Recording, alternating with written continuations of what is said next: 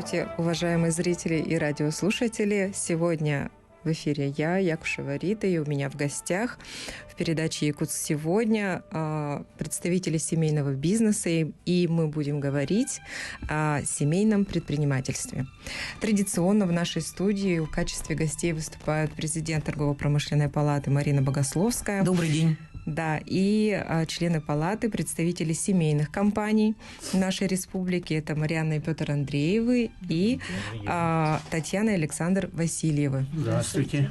Да, и как раз давайте я коротко расскажу о теме нашего сегодняшнего эфира и нашей передачи. Это семейное предпринимательство, перспективы развития в рамках Года семьи, который был объявлен в 2024 году президентом Российской Федерации. И, Марина Олеговна, я передаю слово вам.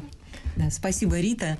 И я в очередной раз хочу вас поблагодарить за ту возможность, которую вы даете Торгово-промышленной палате, приходить сюда, в вашу уютную студию, приходить с нашими предпринимателями, как молодыми, так и опытными, и тем самым знакомить население республики, нашего города, столицы республики, с предпринимателями, чьими услугами мы пользуемся, чьи товары мы приобретаем. Этих людей надо знать в лицо, это настоящие герои сегодняшнего времени. И сегодня мы хотим поговорить, как уже было сказано, о семейном предпринимательстве. Это большой проект федерального уровня, это проект Торгово-промышленной палаты Российской Федерации. Его патронирует непосредственно президент палаты Сергей Николаевич Катырин и курирует вице-президент Елена Николаевна Дыбова. С 2018 года реализация этого проекта активно ведется по регионам страны. И подводя некие промежуточные итоги, я могу не без гордости сказать, что мы являемся лучшим регионом страны по реализации именно этого семейного проекта. Мы 3 года подряд уже провели единственный в своем роде по всей стране, это республиканский семейный форум, который пользуется очень большой популярностью и все больше желающих принять в нем участие. Также этому форуму всегда предваряет этот форум региональный конкурс семейных предприятий, который мы проводим совместно с Министерством предпринимательства и центром «Мой бизнес». И также мы ведем реестр семейных предприятий при Торгово-промышленной палате, который на данный момент насчитывает уже практически 80 компаний. И, как я уже сказала, люди большой интерес проявляют к этому проекту, поскольку у него большие перспективы, большое будущее. В реализации этого проекта поддерживает глава республики Айсан Сергеевич Николаев. Он по нашему приглашению принимал участие во Всероссийском семейном форуме с участием Михаила Мишустина. А также при его поддержке нам удалось в прошедшем летом принять закон, который определяет статус семейного предприятия в Республике Саха-Якутия. Это большой шаг, мы долго к нему шли.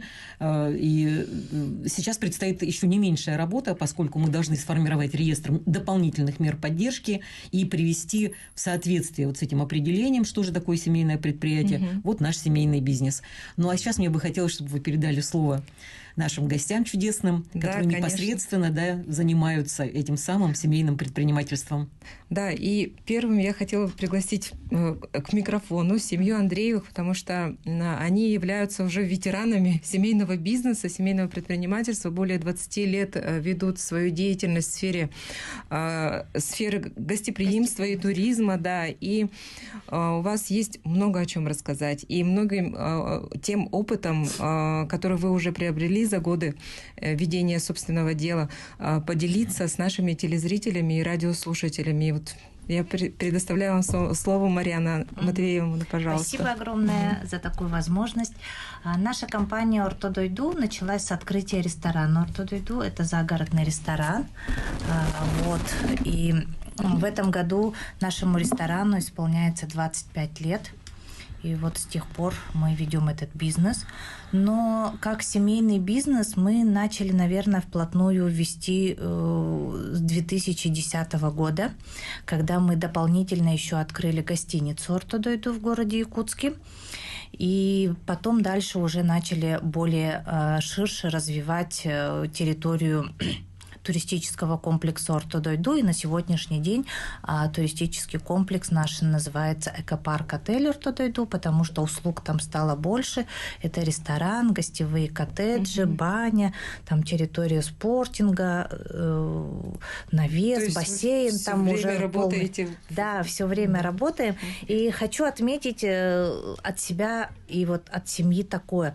Вот когда мы с Петром Николаевичем объединились именно как семейный бизнес, то есть я начала вести свои направления, например, я веду финансы, найм, маркетинг веду, а Петр Николаевич, он ведет всю хозяйственную часть, потому что объектов много, и хозяйство тоже достаточно большое. Да. Вот.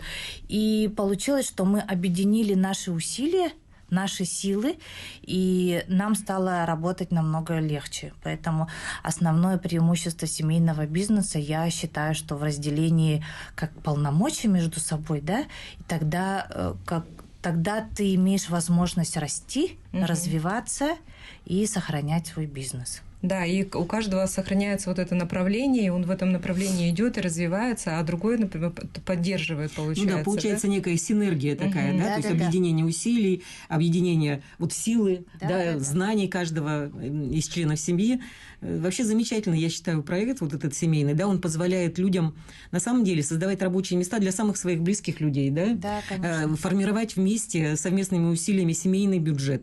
В конце концов, дети со временем встают рядом с родителями.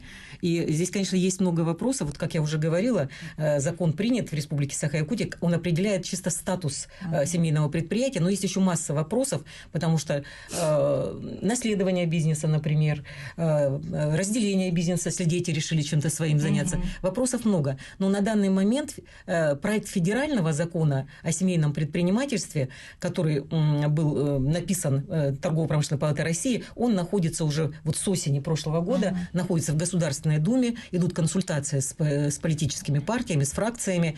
И у нас есть большие надежды, что в этом году, который объявлен годом семьи, все-таки этот закон будет принят. Я считаю, он необходим. Да, я добавлю, что этот закон нам вообще крайне необходим, да, потому что на сегодняшний день мы как семья-то мы единая, но вот когда бизнес расширяется и предприятий становится больше. Например, я являюсь там ИП Андреева, Петр Николаевич является ИП Андреев, и совместно у нас есть ООшки. Вот совсем недавно, в прошлом году, наша дочь, младшая Андреева Изабелла, она зарегистрировала тоже свое ИП. Поэтому вот этот полностью обрести как группа статус, компаний, как группа компаний и общий статус, и нам важно, чтобы нас объединили как бы в одно целое, и закон нас защищал. Да. Скажите, вот я все время хочу поинтересоваться, и в первый раз мы тоже приглашали, когда в нашу студию представители семейного бизнеса, они делились тем, как они учили своих детей, привлекали их именно в свою сферу своей занятости, вот именно в тот бизнес, который они ведут. Как вы своих детей привлекли вот именно в свой семейный бизнес? Не было ли такого, что они сказали, нет, я там пойду работать инженером или строителем или еще куда-то, но никак не буду связан? Бухгалтером или юристом. Да, бухгалтером или юристом.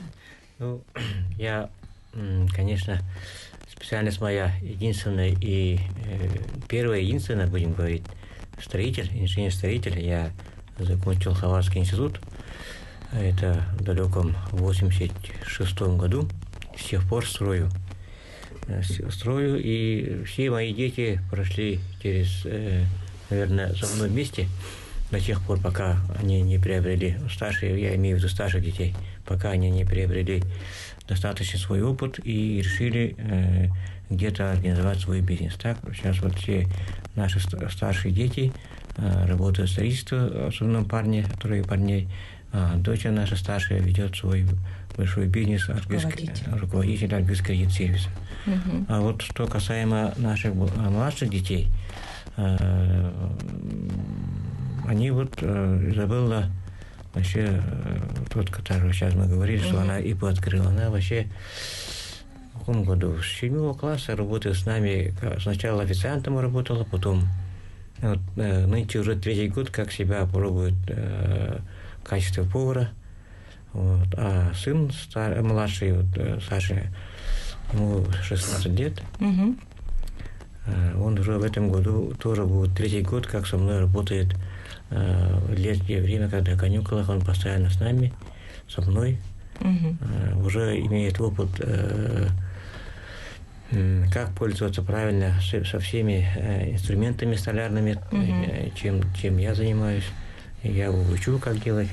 Мы в нашем навесе, где вы проходите ваши семинары, столы собственного произведения.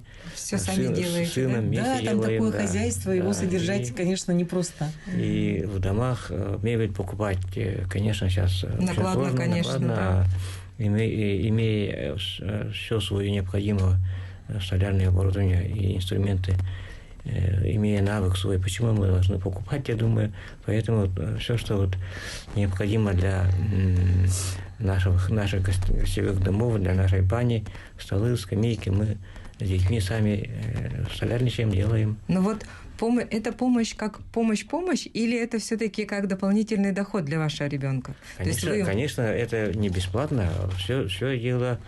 У нас нет понятия бесплатного труда. Только тогда у ребенка появляется интерес работы. Это очень важно, да, вот я с вами полностью согласна. Даже друзья друзей наших сыновей приходят к нам работать, учиться, и все лето работают. У меня единственное требование, когда они выходят на работу, как дети, они уже 5 часов заканчивают работать, больше нельзя их эксплуатировать, будем так говорить, да? Детский труд. Да, детский труд. И у меня требование у них такое: телефон оставляем в общежитии. Телефон берем только в обеденный перерыв время и вечером после работы. Ну, это очень правильно. Да. То есть и воспитательная такая функция. И вот я... По сути, личным примером вовлекают в бизнес родители. Строили наши дома, вот коттеджи строим, дома. Я для себя сделал вывод. Вот эти 4 детей, будем говорить, 4 детей, они эффективнее, чем мои строители. Взрослые мужики. Которые по найму работают. Да, о чем мы и говорим. Вы создаете рабочие места для людей, которым доверяете. Знаете почему? Потому что взрослые строители по найму, они через полчаса курят. А эти ребята молодые, задание сказали, они как белочки прыгают по дому, делают и до обеда. Они даже без остановки работают. Ну, у них тоже и все равно есть, если вы платите им зарплату, то у них есть и мотивация, потому что это же основная мотивация, да.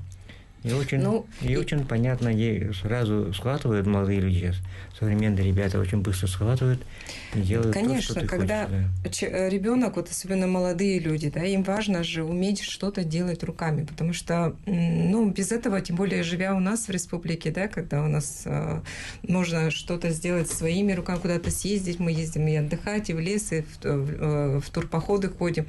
И удивительно, когда ребенок 14 лет не может даже топор в руках держать. Там не то, что топор, там хлеб нарезать ножом. То есть, вот такие элементарные вещи. То есть дети, конечно, должны делать. И то, что вы делаете, и учите своих детей вот таким вот навыкам, это очень правильно.